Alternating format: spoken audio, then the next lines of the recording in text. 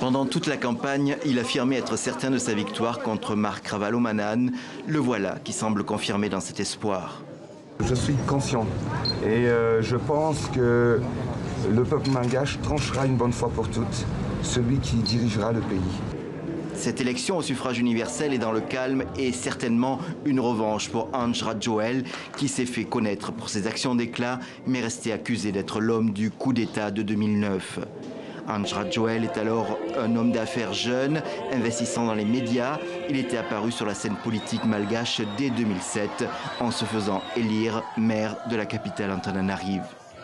Mais 2 ans plus tard, à couteau tiré avec le président Ravalomanane, déjà, il organise une série de manifestations massives qui aboutiront au départ de ce dernier avec l'aide de l'armée qui investira le palais présidentiel.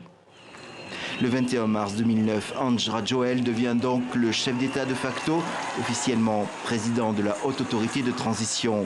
La communauté internationale refuse le statu quo et le contraint de longues négociations avec le camp de son rival.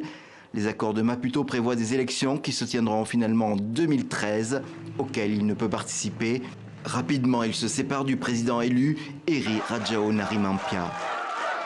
Celui que vous avez soutenu hier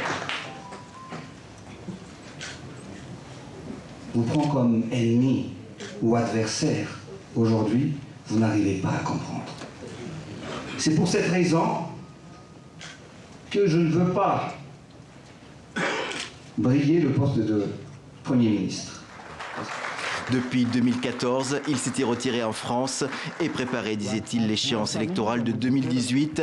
Il affirme avoir un plan de développement économique pour la Grande Île, mais pendant la campagne, c'est surtout la rivalité avec son vieil ennemi politique qui s'est manifestée.